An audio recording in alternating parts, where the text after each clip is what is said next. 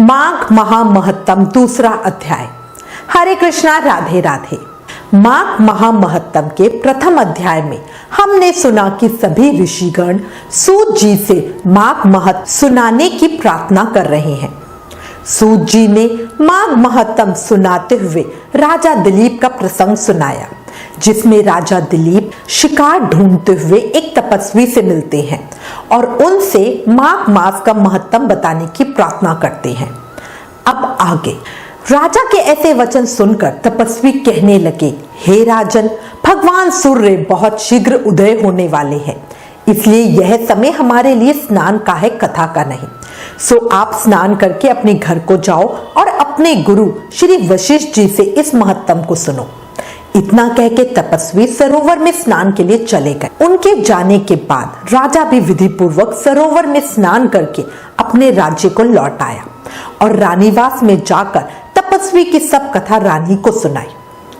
तब सूत जी व्यास जी से पूछने लगे, हे गुरुदेव, कृपया बताएं, राजा दिलीप ने अपने गुरु वशिष्ठ जी से क्या प्रश्न किया और वशिष्ठ जी ने क्या उत्तर दिया, सो सब कहिए।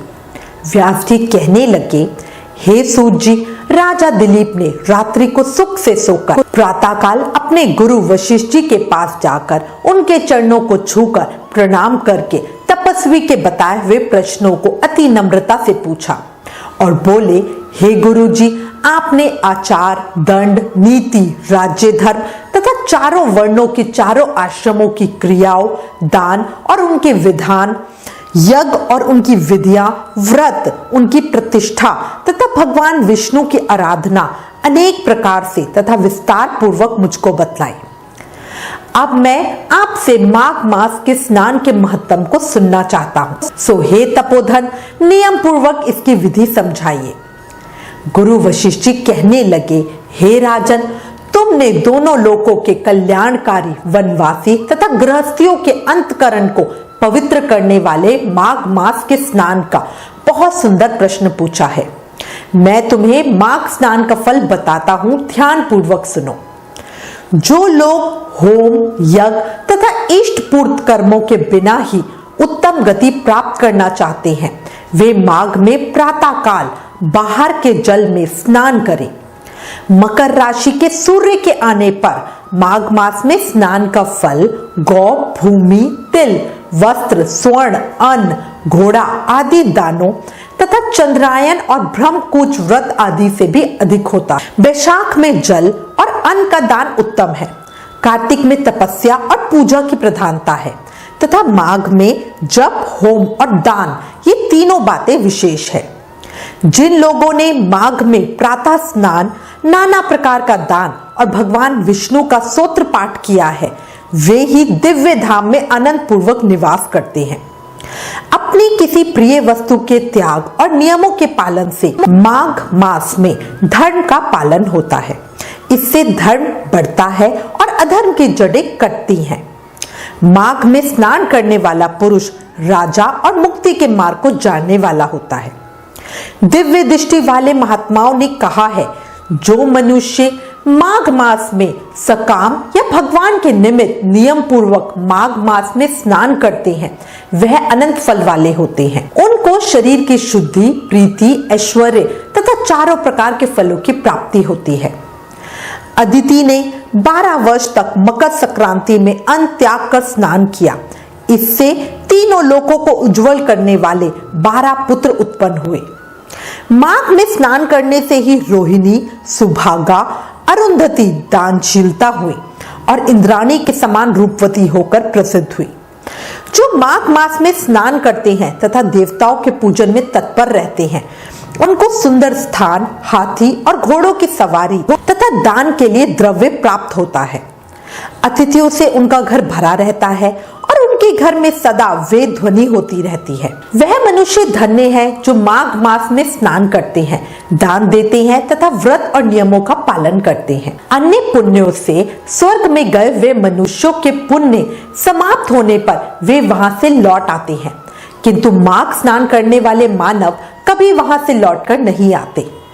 इससे बढ़कर कोई नियम, तप, दान, पवित्र और पाप नाशक नहीं है। इससे बढ़कर कोई भी तप और इससे बढ़कर कोई महत्वपूर्ण साधन नहीं है। यही परम हितकारक और तत्काल पापों का नाश करने वाला है। एक समय महर्षि भृगु ने मणि पर्वत पर विद्याधर से कहा था, जो मनुष्य माघ के महीने में जब उषा काल की लालिमा बहुत अधिक हो, गांव से बाहर नदी या पोखरे में नित्य स्नान करता है, वह पिता और माता के कुल की 7 पीढ़ियों का उद्धार करके स्वयं देवताओं के समान शरीर धारण कर स्वर्गलोक में चला जाता है। ये सब सुनकर राजा दिलीप ने पूछा, हे गुरुजी, कृपया बताएं, ब्रह्म ऋषि भृगु जी ने किस समय मणि पर्वत पर विद्याधर को धर्मोपदेश दिया था? ये सब सुनने की मेरी बड़ी इच्छा है। इस पर वशिष्ठ जी बोले, हे राजन, प्राचीन काल में एक समय 12 वर्षों तक वर्षा नहीं हुई। इससे प्रजा त्राही त्राही करती हुई 10 दिशाओं में चली गई। उस समय हिमालय और विंध्या पर्वत के बीच का प्रदेश खाली हो गया। यज्ञ, हवन, जप और वेदाध्ययन आदि सब बंद हो गए। समस्त लोकों में उपद्रव होने लगा। धर्म का तो लोप ही हो गया। भूमंडल पर फल, मूल, अन्न और पानी की बिल्कुल कमी हो गई। उस समय नर्मदा नदी के तट पर महर्षि भृगु का आश्रम था। वे अपने आश्रम से शिष्यों सहित निकलकर हिमालय पर्वत की शरण में गए। वहां कैलाश गिरी पश्चिम में मणिकूट नाम का पर्वत था, जो सोने और रत्नों का बना हुआ था। उस परम रमणीय श्रेष्ठ पर्वत को देखकर अकाल पीड़ित महर्षि भृगु का मन बहुत प्रसन्न हुआ और उन्होंने वहीं अपना आश्रम बना लिया। इस पर्वत की चोटी नीली और नीचे का हिस्सा सुनहरी होने से सारा पर्वत पीतांबरधारी श्री भगवान के सदृश लगता था।